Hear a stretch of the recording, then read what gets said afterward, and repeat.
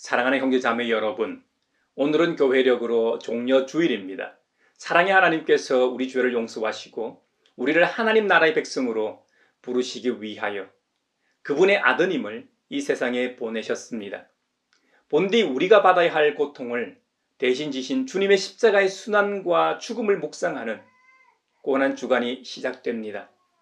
그 옛날 이스라엘 백성들이 종려나무 가지를 흔들며 입성하시는 주님을 환영했던 것처럼 우리를 예배자로 부르신 주님 앞에 이제 우리의 마음과 뜻을 다하여 영과 진리로 주님의 이름을 찬양하며 예배합시다. 아멘. 저 감난산 길 따라 큰 물이 따르며 그 손에 종려가지 흔들며 외친다. 만왕의 왕주 예수 나귀를 타시고 그 어린이들 노래 다 받아주신다. 아멘. 주님께 감사하여라. 그는 선하시며 그 인자하심이 영원하다. 이스라엘아, 그의 인자하심이 영원하다 하여라. 구원의 문들을 열어라. 내가 그 문들로 들어가서 주님께 감사를 드리겠다. 이것이 주님의 문이다. 의인들이 그리로 들어갈 것이다. 주님께서 나에게 응답하시고 나에게 구원을 베푸셨으니 내가 주님께 감사를 드립니다. 집 짓는 사람들이 내버린 돌이 진모퉁이의 머릿돌이 되었다. 이것은 주님께서 하신 일이니 우리의 눈에는 기이한 일이 아니냐. 이 날은 주님이 구별해 주신 날. 우리 모두 이 날에 기뻐하고 즐거워하자. 주님 간구합니다. 우리를 구원하여 주십시오. 주님 간구합니다. 우리를 형통하게 해 주십시오. 주님의 이름으로 오는 이에게 복이 있다. 주님의 집에서 우리가 너희를 축복하였다. 주님은 하나님이시니 우리에게 빛을 비추어 주셨다. 나뭇가지로 축제의 단을 장식하고 제단의 뿔도 꾸며라. 주님은 나의 하나님이시니 내가 주님께 감사드립니다. 내 하나님, 내가 주님을 높이 기리겠습니다. 주님께 감사하여라. 그는 선하시며 그 인자심이 영원하다. 아멘. 만왕의 왕 내 주께서 왜고초 당했나. 이번에 같은 날 위에 그 보혈을 흘렸네. 십자가 내가 처음 볼 때에 나의 맘에 큰 고통 사라져. 오늘 믿고서 내 눈 밝았네. 참 내 기쁨 영원하도다.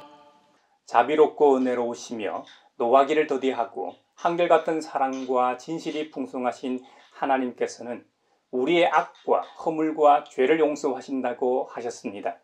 이제 그 말씀을 의지하여 우리 죄를 고백하오니 주님께서 저에게 은총을 베푸시는 것이 사실이면 우리의 악과 우리의 죄를 용서해 주시고 모든 불의에서 우리를 깨끗하게 해 주시고 우리를 주님의 소유로 삼아 주시옵소서.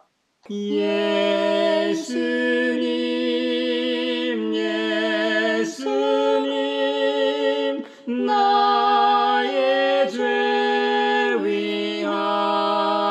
위하여 보배 피를 흘리니 죄인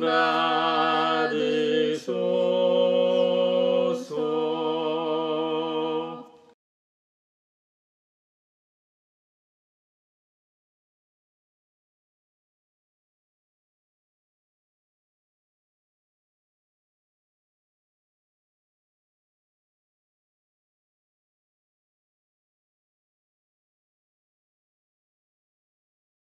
내 이름으로 일컫는 나의 백성이 스스로 겸손해져서 기도하며 나를 찾고 악한 길에서 떠나면 내가 하늘에서 듣고 그 죄를 용서하여 주며 그 땅을 다시 번영시켜 주겠다고 약속하신 우리 아버지 하나님께서 여러분의 죄를 용서하셨음을 주님의 이름으로 선언합니다. 아멘. 아멘. 죄우 승리를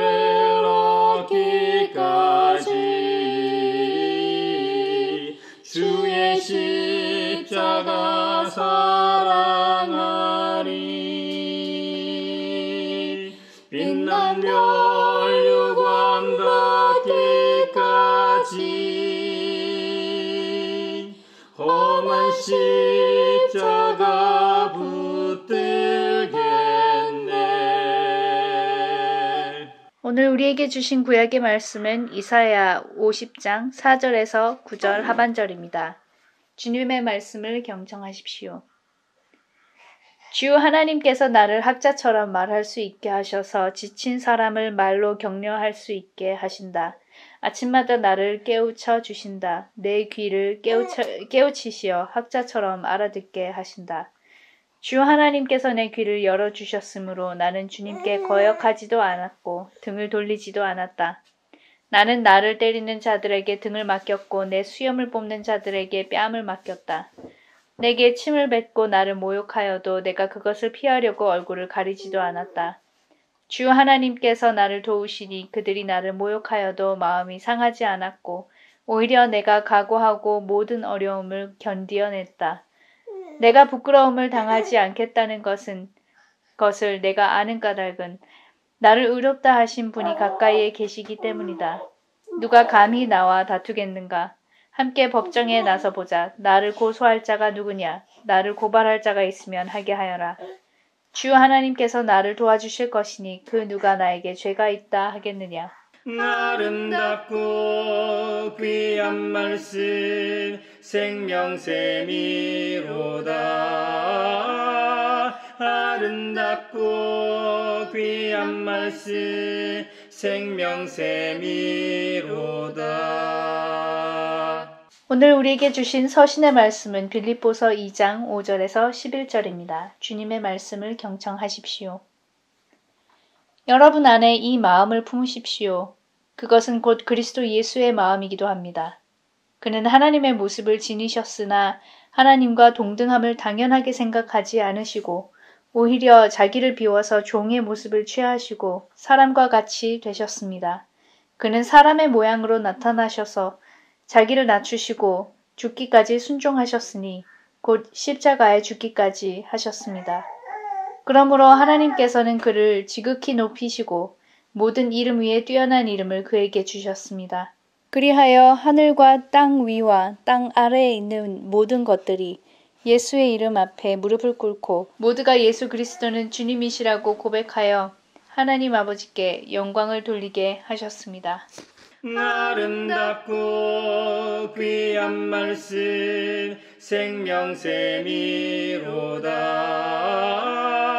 아름답고 귀한 말씀 생명샘이로다. 오늘 우리에게 주시는 복음의 말씀은 누가복음서 22장 31절로 34절, 39절로 46절입니다. 주님의 말씀을 경청하십시오. 시몬아 시몬아 보아라, 사탄이 밀처럼 너희를 체질하려고 너희를 소나귀에 넣기를 요구하였다. 그러나 나는 내 믿음이 꺾이지 않도록 너를 위하여 기도하였다. 내가 다시 돌아올 때에는 내 형제를 굳세게 하여라. 베드로가 예수께 말하였다. 주님, 나는 감옥에도 죽는 자리에도 주님과 함께 갈 각오가 되어 있습니다. 그러나 예수께서 말씀하셨다. 베드로야, 내가 네게 말한다. 오늘 닭이 울기 전에 내가 3번 나를 모른다고 할 것이다. 예수께서 나가시어 늘 하시던 대로 올리브산으로 가시니 제자들도 그를 따라갔다. 그곳에 이르러서 예수께서 제자들에게 말씀하시기를 시험에 빠지지 않도록 기도하여라 하신 뒤에 그들과 헤어져서 돌을 던져서 닿을 만한 거리에 가서 무릎을 꿇고 이렇게 기도하셨다. 아버지, 만일 아버지의 뜻이면 내게서 이 잔을 거두어 주십시오. 그러나 내 뜻대로 되게 하지 마시고 아버지의 뜻대로 되게 하여 주십시오. 그때에 천사가 하늘로부터 그에게 나타나서 힘을 붙돋워 드렸다. 예수께서 고뇌에 차서 더욱 간절히 기도하시니 땀이 핏방울같이 되어서 땅에 떨어졌다. 기도를 마치고 일어나 제자들에게로 와서 보시니 그들이 슬픔에 지쳐서 잠들어 있었다. 그래서 그들에게 말씀하셨다. 왜들 자고 있느냐? 시험에 빠지지 않도록 일어나서 기도하여라. 이것은 주님의 말씀입니다. 하나님 감사합니다. 아름답고 귀한 말씀 생명샘이로다. 아름답고 귀한 말씀 생명샘이로다. 사회를 위하여 기도합니다. 봄이 되며 코로나 확진자도 줄어들고 일상으로 돌아간다는 기대감이 커집니다. 하지만 아직도 코로나 후유증을 겪고 있는 사람들과 사랑하는 가족과 친구를 잃은 많은 사람들이 있습니다. 코로나로 육체적, 정신적, 사회적 트라우마를 겪은 사람들, 그리고 특히 취약계층에 있는 분들이 정부와 사회의 지원을 받게 하소서. 정부와 국민들이 함께 격려하고 반성하고 애도하면서 앞으로 또 있을 수 있는 팬데믹과 재난에 대비하게 하소서. 특히 공공의료가 강화되어 이런 재난에 의료 공백으로 죽는 사람이 없게 하소서. 주여 주여 우리를 불쌍히 여기소서. 그리스도여 그리스도여 우리를 불쌍히 여기소서. 주여 주여 우리를 불쌍히 여기소서. 교회를 위하여 기도합니다. 이 사회를 비롯하여 전 세계가 성장주의에 매몰되어 있습니다. 이번 대선에서도 정도의 차이만 있을 뿐 다 성장주의의 화신이었습니다. 투표하는 유권자들도 부동산과 같은 이익에 따라 참정권을 행사하므로 한국 사회의 탐욕을 고스란히 노출시켰습니다. 인간이 자연의 작은 변화 앞에서 얼마나 보잘것없는 존재인지 코로나 팬데믹을 통해 절감했습니다.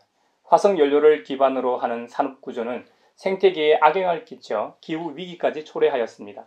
교회와 그리스도인들만이라도 만모니즘에 대한 욕심을 버리고 세속적 성장이 아니라 성경의 말씀처럼 그리스도의 장성한 분량까지 자라가게 하소서. 그래야 지구촌을 살리고 보존하는 청지기적 사명을 다할 수 있을 것입니다. 인간 사이에 나타나는 불평등이 주님 앞에서 사라짐을 교회가 보여주게 하시고 과학기술을 통한 기후위기 해결이 아니라 창조주에 대한 믿음과 생명 존중 실천을 통해 기후위기를 해결하게 하소서. 주여 주여 우리를 불쌍히 여기소서. 그리스도여 그리스도여 우리를 불쌍히 여기소서. 주여 주여 우리를 불쌍히 여기소서. 세계 평화를 위하여 기도합니다. 러시아 점령군이 우크라이나에서 민간인 학살을 저지른 증거가 드러나고 있어 전 세계가 경악하고 있습니다. 부차뿐만 아니라 다른 도시들에서도 끔찍한 일들이 지금도 일어나고 있는지 모릅니다. 다시 한번 기도하옵기는 하루빨리 전쟁이 종식되고 전쟁 범죄자들은 처벌을 받게 하소서. 우크라이나에서 고통받고 있는 생존자들과 난민들이 트라우마를 극복하며 살아남을 수 있도록 계속해서 도움의 손길을 보내주시고 유엔을 비롯한 다른 나라들의 러시아에 대한 정치 경제적 제재가 효과적이게 하소서. 주여 주여 우리를 불쌍히 여기소서. 그리스도여 그리스도여 우리를 불쌍히 여기소서. 주여 주여 우리를 불쌍히 여기소서. 교회에서 가장 많이 하는 것들이 뭐가 있을까요? 예배, 찬양, 기도, 성경 공부, 교제, 전도, 구제 등이죠. 그 중에서도 개인적으로 많이 하는 것들이 뭐가 있을까요? 찬양과 기도일 겁니다. 찬양하다 기도하고 기도하다 찬양하는 것이 가장 보편적일 겁니다. 저희 경우도 어린 시절부터 지금까지 신앙생활을 회상해 보면 그랬던 것 같습니다. 밤을 새워 기도할 때도 기도하다 무섭거나 말문이 막히면 찬양하곤 했죠. 신앙생활을 꽤나 하신 분들도 크게 다르지 않을 거예요. 여러분들이 신앙생활하면서 목회자로부터 가장 많이 들은 말이 무엇이었습니까? 찬양하라는 말도 들으셨겠지만 그것보다 더 많이 들은 말은 말씀을 읽어라, 그리고 기도하라는 권면이었을 겁니다. 결국 종합해보면 기도 많이 하라는 말이었을 거예요. 사실 저는 성도들에게 기도하겠습니다 하는 말을 잘 하지 않는 편입니다. 왜냐? 기도 약속을 어기는 범죄를 짓지 않기 위함입니다. 물론 그렇다고 범죄하지 않기 위해 내게 맡겨주신 양들을 위해 기도하는 일을 쉴 수는 없는 법이죠. 사무엘은 사무엘상 12장 23절에서 나는 당신들이 잘 되도록 기도할 것입니다. 내가 기도하는 일을 그친다면 그것은 내가 하나님께 죄를 짓는 것입니다. 그런 일은 없을 것입니다. 오히려 나는 당신들이 가장 선하고 가장 바른 길로 가도록 가르치겠습니다 하고 모든 백성들 앞에서 선언하기도 했죠. 저 역시 사무엘처럼 그런 각오로 목회를 하려고 노력하고 있습니다. 그래서 지금까지 제가 사역했던 교회들을 위해 매주에 한 번씩은 꼭 기도하고 있죠. 우리 주님은 공생의 기간 동안 참 많이도 기도하셨습니다. 세례 받으실 때나 치유 사역 후에 기도하셨습니다. 12사도를 선택하기 전이나 베드로가 예수님을 메시아로 고백하기 전에도 우리 주님은 기도하셨습니다. 또 변화산에서 현현 사건이 있을 때도 기도하고 계셨습니다. 기도 방법을 묻는 제자들에게 기도를 가르치기 전에도 기도하셨습니다.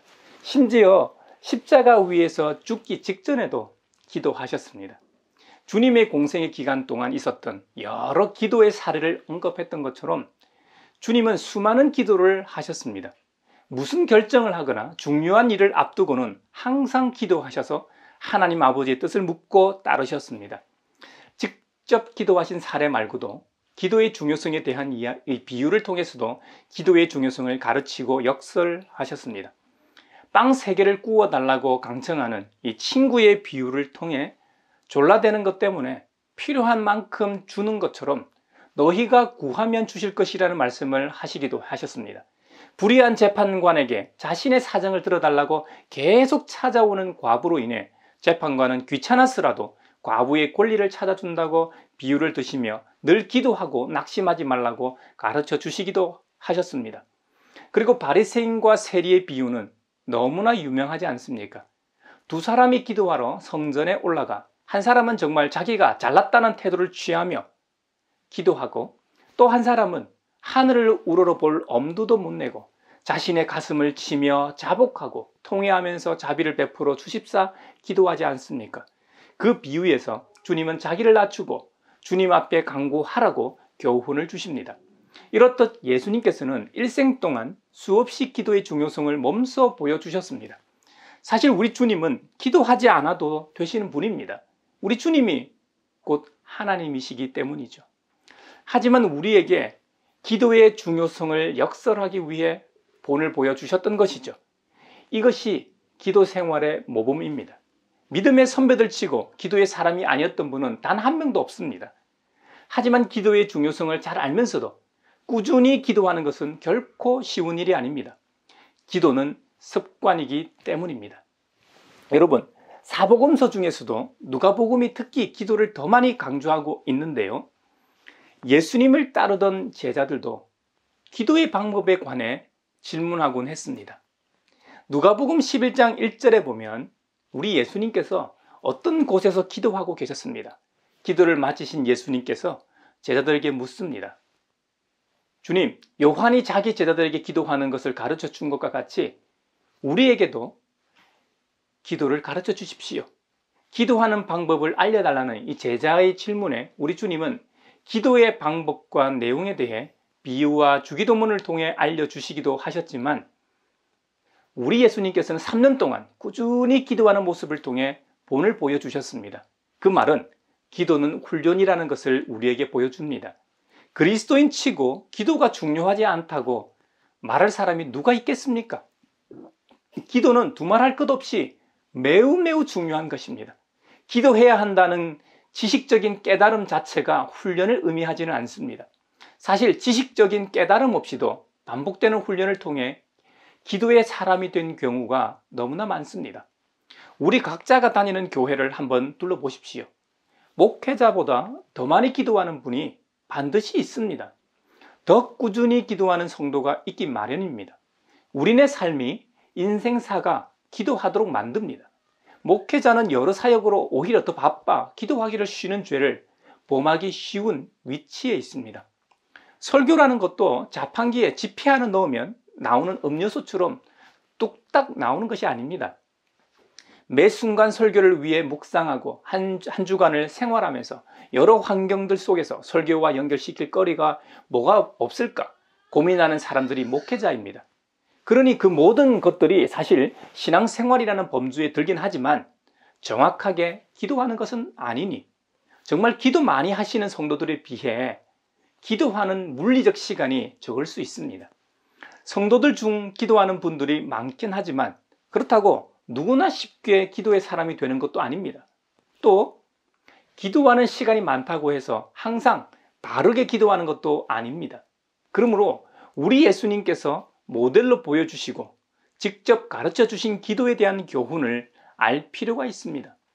오늘 본문에 보면 예수님께서는 사랑하시는 12 제자들과 마지막 만찬을 하시는 자리에서 기도의 중요성을 다시 한번 강조하십니다.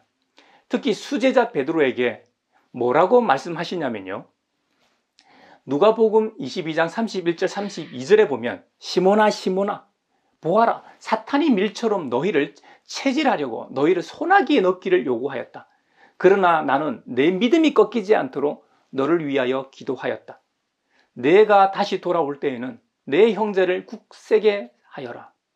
마치 욥을 보는 것 같지 않습니까? 욥은 우스 땅의 천상천하 유아 독종 같은 인물이었습니다. 그는 성경이 증언하는 것처럼 흠이 없고 정직하고 하나님을 경외하며 악을 멀리하는 사람이었습니다. 그런데 마귀가 까닭없이 아무것도 바라는 것이 없이 하나님을 경외하겠습니까? 하고 욥을 시험하겠다고 합니다. 그래서 하나님께서 욥을 마귀에게 넘겨주십니다. 그래서 신이 난 이 사탄은 자신의 방법대로 욥을 넘어뜨리기 위해 시도합니다. 그것처럼 사탄이 베드로를 비롯하여 주님의 제자들을 밀처럼 체질하려고 마귀 소나기에 넣기를 요구하였다는 겁니다. 욥과 같은 시험이 주님의 제자들에게도 찾아왔음을 우리는 성경을 통해 잘 알고 있습니다. 처음에는 무방비 상태로 당하는 제자들을 보게 됩니다. 배신하는 제자들의 모습을 통해 우리는 그들을 비난하기도 하고 욕하기도 합니다만 결국은 다시 돌아와 회복되고 죽기까지 주님을 따르겠다고 큰 소리쳤던 모습대로 복음을 전하다 순교한 것을 잘 압니다. 고린도전서 10장 13절에 보면 이런 말씀이 있습니다. 여러분은 사람이 흔히 겪는 시련 밖에 다른 시련을 당한 적이 없습니다. 하나님은 신실하십니다. 여러분이 감당할 수 있는 능력 이상으로 시련을 겪는 것을 하나님은 허락하지 않으십니다. 하나님께서는 시련과 함께 그것을 벗어날 길도 마련해 주셔서 여러분이 그 시련을 견디어낼 수 있게 해주십니다. 할렐루야! 여러분 아멘이죠? 욥의 시련과 고난은 한 사람에게 일어난 일치곤 대테러에 해당합니다. 그만큼 욥의 믿음이 엄청났다는 반증이겠죠. 하나님께서는 감당할 수 있는 능력 이상으로 시련을 겪게 하시지 않는다는 겁니다. 또 죽을 것 같은 시련과 함께 그 시련을 벗어날 길도 마련해 주신다는 사실입니다. 그래서 이 시련을 당한 사람이 견디어낼 수 있게 하신다는 것이죠. 이것이 주님의 본심입니다. 우리에게 다가오는 믿음의 시험 목적은 넘어지게 하는 것에 있지 않습니다. 그 시련을 통해 우리를 성장시키려는 선하신 뜻이 있습니다. 하나님의 보배로운 그릇으로 만들기 위한 훈련인 셈이죠. 디모데후서 2장 20절에 보면 큰 집에는 금그릇과 은그릇만 있는 것이 아니라 나무 그릇과 질그릇도 있어서 어떤 것은 귀하게 쓰이고 어떤 것은 천하게 쓰입니다 하고 말씀합니다. 우리에게 닥친 여러 시련과 환난은 하나님께서 쓰시기에 합당한 그릇으로 만드는 훈련이라는 것이죠. 유명한 욥기 23장 10절에 기록된 하나님은 내가 발 한번 옮기는 것을 다 알고 계시듯이 나를 시험해 보시면 내게 흠이 없다는 것을 아실 수 있으련만. 사실 이 구절은 세번역보다 개역개정판 성경이 더 익숙하실 겁니다. 그러나 내가 가는 길을 그가 아시나니 그가 나를 단련하신 후에는 내가 순금같이 되어 나오리라. 주님께서 내가 가는 인생길을 다 아시기 때문에 여러 시험거리들로 시련을 주시는 이유는 우리 자신을 단련하시기 위함이라는 겁니다. 왜 단련하시느냐? 순금같이 만들기 위해, 더 옛날 성경에는 정금이라고 되어 있죠. 정금이든 순금이든 둘 다 다른 금속이 섞이지 아니한 순수한 금을 의미하기 때문에 정금이냐 순금이냐는 중요하지 않습니다. 하나님께서 쓰시기에 합당한 존재를 의미합니다. 하나님을 온전히 사랑하고 어떻게 하면 주님을 기쁘시게 해드릴까 하는 마음을 소유한 상태로 만드신다는 것이죠. 하나님께서 쓰시기에 합당한 그릇으로 만드시는 것은 좋은데, 중요한 것은 만들어지는 과정에서 우리가 그 시험에 넘어지면 안 되잖아요. 그래서 주님께서는 우리가 감당할 수 있도록 또한 피할 길도 주신다는 겁니다. 우리가 피할 수 있도록 누가복음에서는 우리 예수님께서 친히 우리를 위하여 기도하신다고 하십니다. 시몬 베드로가 사탄 마귀에게 넘어가 그 믿음이 꺾일까 봐 베드로를 위해 기도하신다는 겁니다. 그러면 어떤 시험이 와도 절대 넘어지지 않는 거예요. 찬양 중에 6월절 어린 양의 피로라는 곡이 있죠. 그 곡의 가사를 보면 저 어둠의 권세는 힘이 없네, 주 보혈의 능력으로 원수가 날 정죄할 때에도 난 의롭게 설 수 있네, 난 원수의 어떠한 공격에도 더 이상 넘어지지 않네, 난 주 보혈 아래 있네. 아멘입니다. 이사야 50장에 보면 순종하는 종으로서의 주님의 모습이 묘사되어 있습니다. 주님을 때리는 자들에게 등을 맡겼고 주님의 수염을 뽑는 자들에게 뺨을 맡겼다고 하십니다. 또 침을 뱉고 주님을 모욕하여도 그것을 피하려고 얼굴을 가리지도 않았다고 하십니다. 주 하나님께서 나를 도우시니 그들이 주님을 모욕하여도 마음 상하지 않았고 오히려 주님이 각오하고 모든 어려움을 견디어 내셨다는 겁니다. 이 묘사는 십자가의 길을 걸어가시는 우리 예수님의 모습으로 실제로 이사야 50장의 예언처럼 모욕을 당하셨습니다. 주님은 아버지 하나님께서 반드시 예수님을 도와주셔서 부끄러움을 당하지 않게 하심을 믿고 기도하셨기 때문에 이 모든 모욕을 참고 이겨낼 수 있다고 예언하고 있는 것입니다. 실제로 성육신하신 예수님께서는 이사야의 예언대로 성취하셨습니다. 주님께서 공생의 기간 보여주신 기도 생활을 통해 말입니다. 주님의 기도 생활은 습관이었음을 또 명심해야 합니다. 그렇기 때문에 아무 죄도 없으셨지만 십자가상에서 죽기 직전에도 기도하실 수 있었던 것입니다. 이런 주님께서 우리를 주님의 장중에 붙들고 계시기 때문에 우리는 절대 넘어지지 않음을 믿으시는 저와 여러분이 되시길 바랍니다. 주님은 시몬 베드로와 제자들을 위로하시며 내가 너희들의 믿음이 떨어지지 않게 기도하겠다고 말씀을 하시고 난 다음 예수님께서는 늘 하시던 대로 올리브 산이라 불리는 감난산으로 기도하러 가셨습니다. 제자들도 주님을 따라갔죠. 주님은 기도하실 곳에 도착하자마자 제자들에게 시험에 빠지지 않도록 기도하라고 명하신 다음 돌을 던져 닿을 만큼 거리를 두고 따로 기도하러 가셨습니다. 무릎을 꿇고 전심전력으로 기도하셨습니다. 주님이 기도하실 때 하늘로부터 천사가 내려와 주님의 기도를 도왔다고 설명을 덧붙입니다. 물론 천사가 하늘로부터 내려와 주님의 기도를 도왔다는 것은 더 오래된 사본에는 없는 내용이지만 뒤에 기록된 사본에는 첨가된 내용입니다. 그래서 성경에서 괄호나 되괄호가 있으면 그것은 어떤 사본에는 있고 어떤 사본에는 없다는 뜻입니다. 그리고 후대의 사본에서 첨가되었음을 나타내는 표기입니다. 예수님께서 공생의 직전 광야에서 40일간 금식 기도하시며 사탄으로부터 시험을 받으셨지요. 그때도 천사가 나타나 수정을 들었었죠. 본문은 성고난 주간의 5째 날인 목요일에 있었던 각종 사건을 보도하는 종결 부분입니다.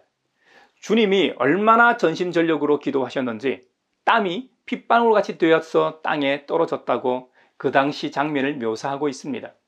의사 누가가 기록했던 것처럼 피가 땀방울처럼 떨어지는 일이 현대의학적 연구에서 사실로 확인되었습니다. 극단적 스트레스와 공포 환경에서는 이런 일이 일어날 수 있고 또 실제로 못의 혈관이 파괴되어 이러한 현상이 의학적으로 일어난다는 것이죠. 십자가 순환과 죽음의 길에 대한 기도는 필사적으로 힘을 쏟아붓는 기도였습니다. 그만큼 매우 간절한 기도였습니다. 기도를 마치신 후 예수님께서 제자들에게 와보니 참 잠들어 있었다고 합니다. 그래서 주님께서 말씀하십니다. 왜들 자고 있느냐? 시험에 빠지지 않도록 일어나서 기도하여라. 여기서 기도하라는 말씀이 본문 마지막에 또 강조되고 있는데요. 이번에는 일어나서 기도하라는 겁니다. 마태와 마가는 기도에 대하여 언급할 때 깨어 기도하라고 했다면 누가는 일어서 나서 기도하라고 기록하고 있습니다. 일어나서로 번역된 원어는 아나스탄테스인데 그 원형이 아니스테미입니다. 아니스테미는 단순히 일어서다, 깨어나다와 같은 의미로 사용되기도 합니다만 신약 성경에서 이 단어는 죽은 자가 다시 일어나 생명을 얻는 부활을 묘사하는 데 많이 사용되었다는 점입니다. 많은 사역으로 몹시 피곤했던 제자들에게 육체적으로 일어나 기도하라는 표면적 의미도 있겠지만 이면적 의미로 죽었던 자가 다시 일어나듯이 슬픔에 빠져 절망과 번빈 속에서 깨어나라는 의미를 담고 있습니다. 영적으로 잠자고 있는 제자들에게 다시 한번 마음을 새롭게 함으로 기도하라는 것이죠. 기도함으로 장차 닥칠 고난에 대비하라는 말씀이었던 것이죠. 여러분, 습관이 사람의 됨됨이를 결정함을 기억합시다. 우리 주님은 습관을 쫓아 기도하셨음을 성경은 잘 보여주고 있습니다. 예수님께서 간질병자를 고치신 후에 이런 부류는 기도로 쫓아내지 않고는 어떤 수로도 쫓아낼 수 없다고 말씀하셨습니다. 또 어떤 사본에는 기도와 금식으로 쫓아낼 수 있었다고 기록하고 있기도 합니다. 그만큼 강력하게 기도해야만 영적 싸움에서 이길 수 있음을 강조하고 있는 것이죠. 예수님께서 세례를 받으신 후 기도하시는데 하늘이 열리고 성령이 비둘기 같은 형체로 예수님 위에 내려오시는 장면이 있습니다. 그리고 너는 내 사랑하는 아들이요 나는 너를 좋아한다 하는 소리가 울렸습니다. 이 장면을 유심히 보면 예수님의 기도는 하늘에서 소리가 있을 때까지 계속되었음을 알 수 있습니다. 기도하시는 데에 해당하는 원어는 현재형 분사로 되어 있습니다. 이것은 성령님께서 오신 것이 세례 받을 때가 아니라 기도하실 때임을 보여줍니다. 그리스도인들은 이미 성령을 통해 성령 세례를 통해 구원받았기 때문에 여기서 우리는 성령 충만함을 위해서 기도가 꼭 필요함을 알 수 있습니다. 그리고 기도라는 것은 응답이 이루어질 때까지 해야 하는 것임을 알게 됩니다. 예수님의 기도 생활은 습관을 쫓아 반복적인 행위였음을 알 수 있죠. 그리스도인인 우리의 기도 생활도 일상 중에 계속적으로 쌓여야 합니다. 기도에 훈련된 사람은 세상의 일과 칭찬 혹은 비난에 현혹되거나 낙심하지 않게 됩니다. 관심과 목적이 뚜렷해집니다. 평소에 쌓인 기도는 고난과 시련을 대비하는 것이 되게 됩니다. 그래서 그 시험을, 고난을, 환난을 피하거나 이기게 하는 것입니다. 우리 주님은 항상 대표적인 기도의 사람이었습니다. 가장 대표적인 사람이었습니다. 우리 믿음의 선배들은 모두 다 예수님의 본을 따라 기도의 사람으로 성장해 갔습니다. 예수님처럼 기도가 습관이 되도록 연습했다는 말입니다. 무슨 일을 만나든 어떤 경우에든 항상 기도했다는 겁니다. 이럴 때 사도 바울이 권면했던 쉬지 말고 기도하는 사람이 되는 것이죠. 이때 우리가 기억해야 하는 것은 낭망하지 말고 낙심하지 말고 꾸준히 기도하는 것입니다. 우리 주님께서도 기도 습관을 통해 십자가의 순환과 죽음에 이르셨습니다. 그래서 부활의 영광이 있을 수 있었던 것이죠. 어떻게 하면 주님처럼 기도하는 좋은 습관을 가질 수 있을까요? 빌립보서 2장 5절에 보면 여러분 안에 이 마음을 품으십시오. 그것은 곧 그리스도 예수의 마음이기도 합니다 하고 말씀합니다. 주님의 마음을 품은 자만이 기도하는 사람이 될 수 있습니다. 기도하는 습관을 들인다는 것은 쉬운 일이 아닙니다. 요즘은 덜하지만 예전에는 전국에 있는 기도원에 문전성시를 이루었습니다. 힘들고 어려우면 기도하기 위해서 산에 있는 기도원으로 올라가곤 했습니다. 그만큼 간절했기 때문이죠. 하지만 문제가 해결되면 어떻게 합니까? 기도로 구한 은혜를 받고 나서 문제가 해결되면 기도하는 모습은 온데간데 없이 사라지곤 하죠. 근데 우리 주님은 소위 기쁠 때나 슬플 때나 언제나 항상 기도하셨습니다. 우리 주님의 마음을 품어야만 기도하는 사람이 될 수 있음을 명심합시다. 우리 주님은 창조주이시기 때문에 깨진 피조물들을 위해 기도하셨던 것이죠.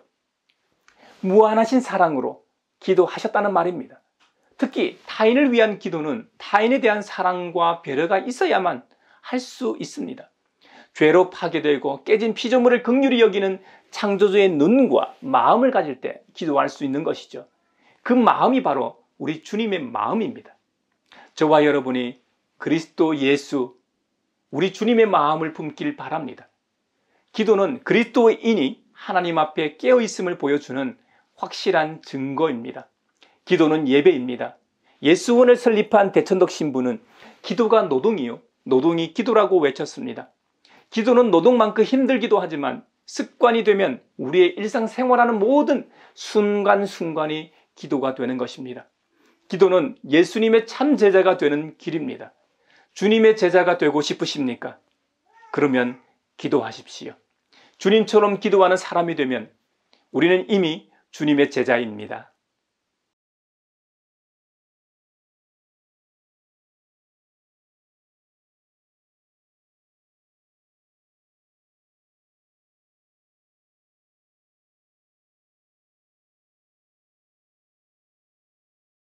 내게 있는 모든 것을 아낌없이 드리네. 사랑하고 의지하며 주만 따라 살리라. 주께 드리네. 주께 드리네. 사랑하는 구주 앞에 모두 드리네. 여기에 모인 우리는 우리의 믿음의 역사와 사랑의 수고와 우리 구주 예수 그리스도에 대한 소망의 인내를 여기 연보에 담아 올려드립니다. 주님께서 말씀하신 대로 인색함으로나 억지로 하지 않고 그리스도를 만남으로 가치관의 변화대로 살아가게 하신 은혜에 감사하여 각각 그 마음에 정한 대로 즐거운 마음으로 바치오니 향기로운 예물이 되게 하소서. 은혜의 주님, 우리의 정성을 어여삐 여기시어 주님께서 베푸신 은혜에 비하면 보잘것없지만 말씀하신 대로 미리 구별하여 드리오니 기쁘게 받으시옵소서. 우리의 가진 것이 비록 적어도 바치는 기쁨은 더 커지고 비록 버는 것이 적어도 나누는 즐거움은 더욱 넘쳐 우리 믿음의 소문이 각처에 퍼지게 하소서. 우리 주 예수 그리스도 이름으로 감사하며 기도하옵나이다. 아멘. 그 선한 힘에 고요히 감사하여 그 놀라운 평화를 누리며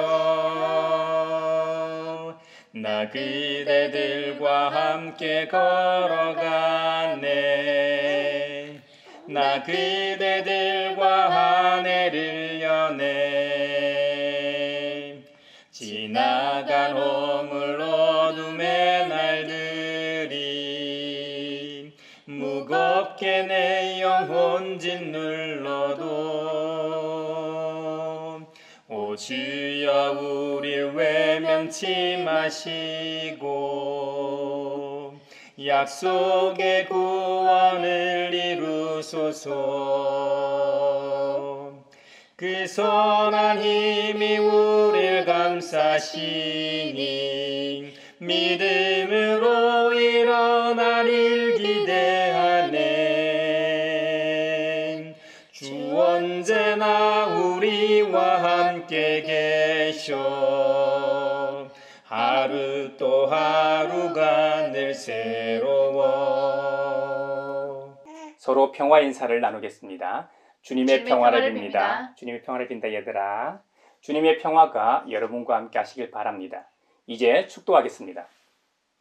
우리를 하나님 나라의 백성으로 부르신 아버지 하나님께서 여러분에게 복의 복을 내려주셔서 언제 어디서나 여러분을 지키시기를 원하며 주님께서 그분의 인자한 얼굴을 여러분에게 비추사 필요에 따라 물질과 건강과 은혜 베푸시기를 원하며 주님께서 여러분이 하는 일과 가정과 자녀들과 함께 하시길 원하며 주님의 몸된 하나의 거룩하고 보편적인 사도적인 모든 교회와 코로나 종식을 바라는 이 나라와 세계, 그리고 우크라이나 전쟁 종식과 오늘 말씀처럼 예수 그리스도의 마음을 품어 기도하는 습관을 따라 살아가고자 다짐하는 사람들 위에 평강 주시기를 성부와 성자와 성령의 이름으로 축원하옵나이다. 아멘. 아멘.